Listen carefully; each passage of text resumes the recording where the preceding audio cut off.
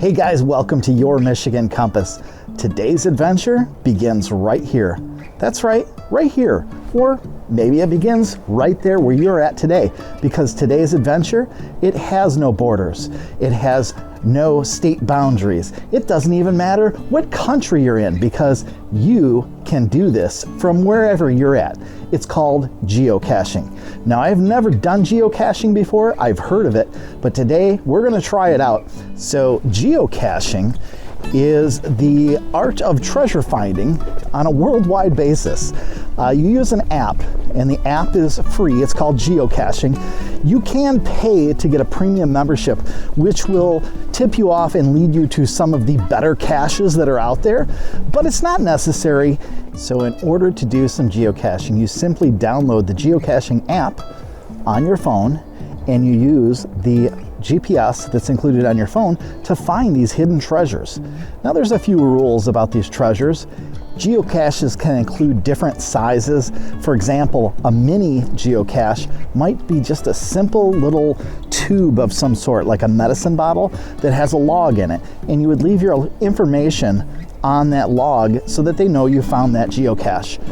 Others might be a small box of some sort. Some people use like ammunition boxes because they're waterproof.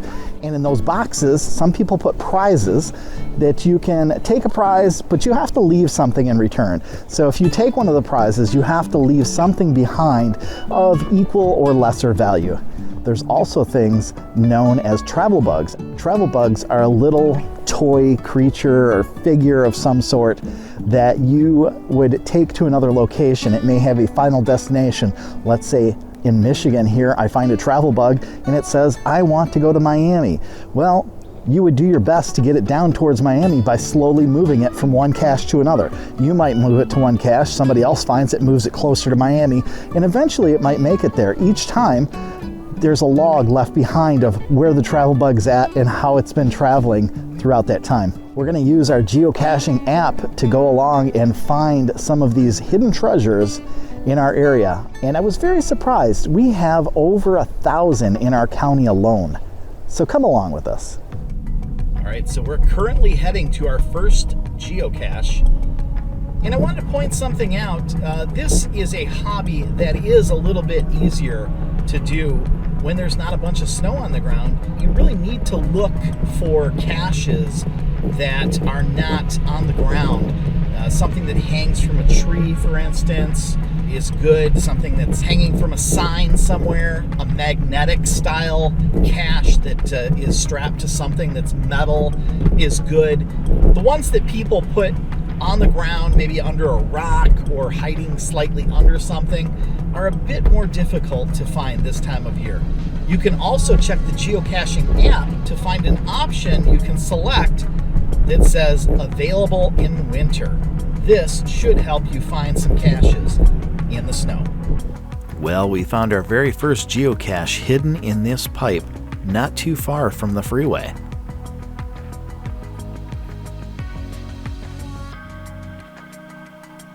A small jar with a hook to keep it from falling in further.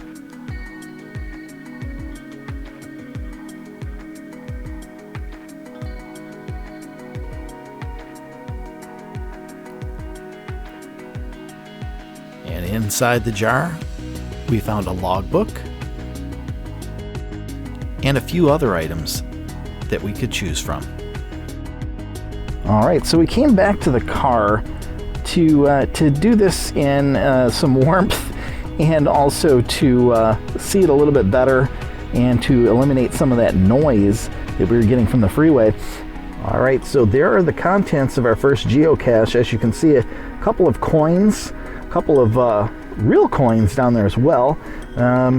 Little toy assembly type thing. I'm not sure exactly what that is. I think you build, if you have a bunch of these, you can build them together.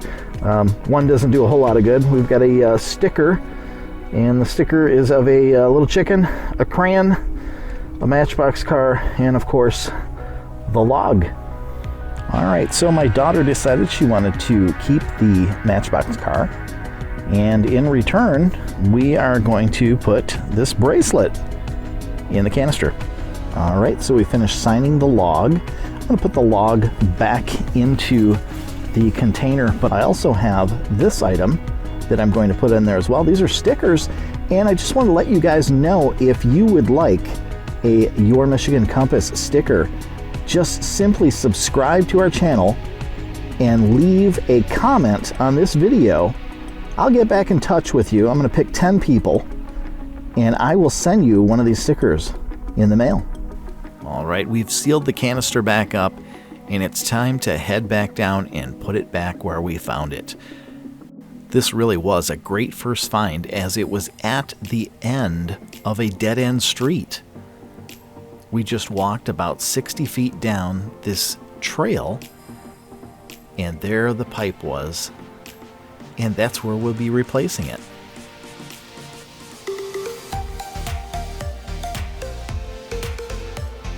It's all ready for somebody else to find now.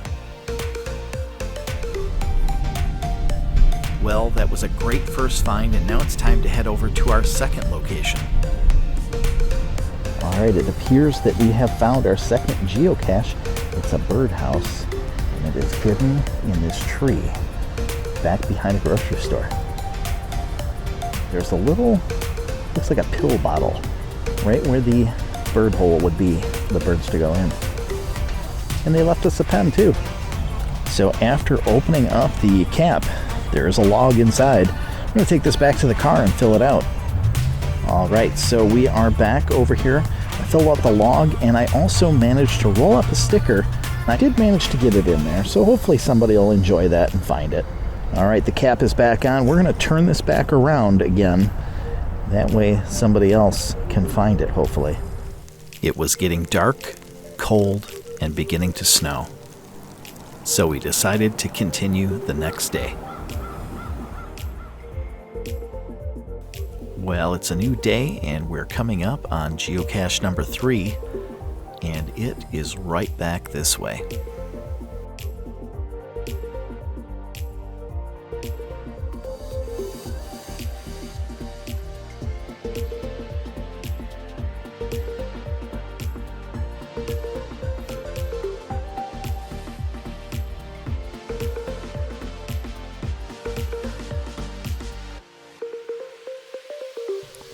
Alright, well, according to our GPS system, it looks like it's about 10 to 15 feet behind this green box on the right. Let's find a place to park.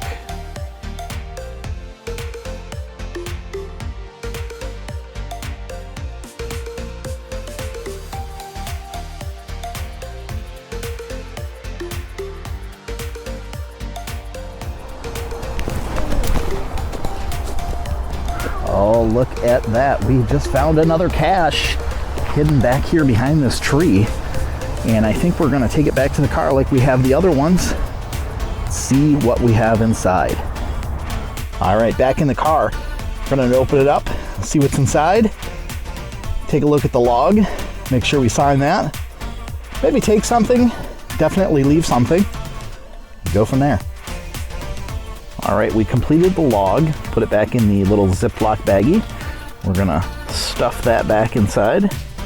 And then there was this coin that was also in there. And we're gonna put that back in as well.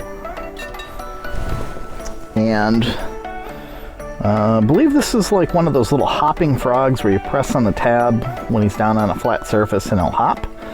Put him back in there, he was in there. This was a, I guess it's a little Shopkin charm bracelet type thing. It's got a little hook on it so you can attach it to a bracelet.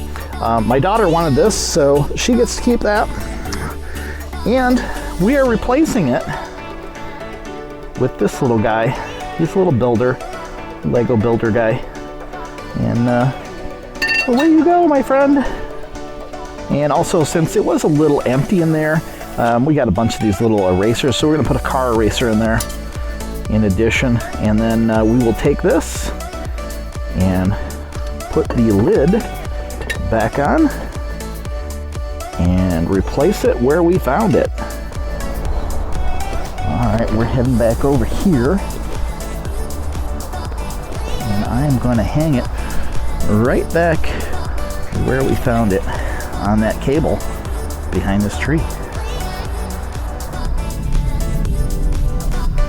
All right, so this next one is over towards that building in the distance over there, and it is a retirement home. There's cameras on the building, and there's signs everywhere that says no parking, retirement home people only. So we're gonna park here in the school lot.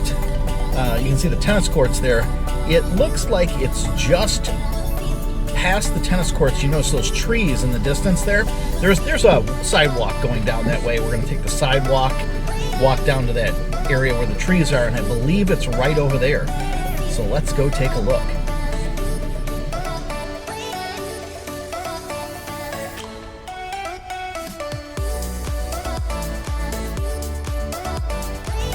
Located right next to this rock, we have our first large geocache.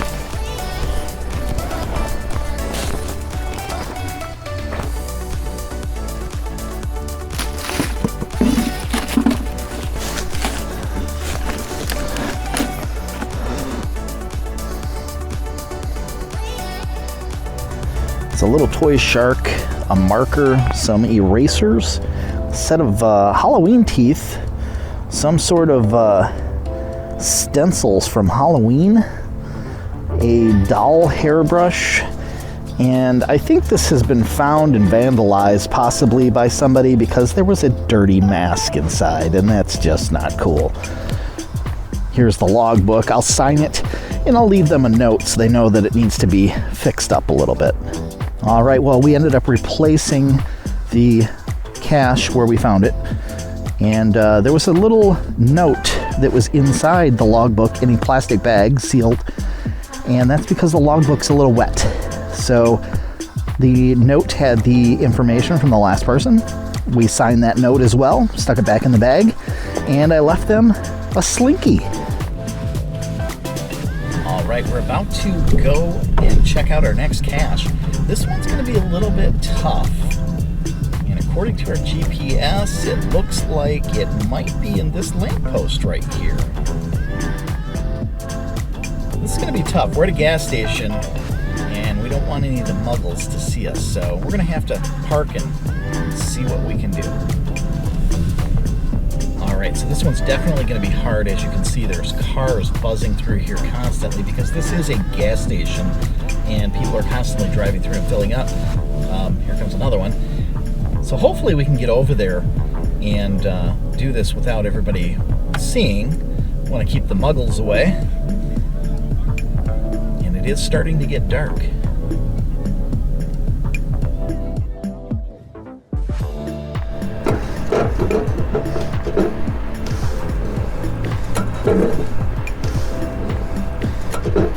All right, so this one ended up being in a small pill container. And clever hiding spot. I guess this is pretty common with light posts. The little skirt that hides the bolts at the bottom is liftable. And here it is. So we're gonna open it up, check out the log, fill it out, and replace it. And maybe put something inside. So upon opening the container, there's a little face that greeted me. I thought that was quite amusing. So I wanted to share that with you guys. And it turns out it was a fish head. It was a little fishy that was in there.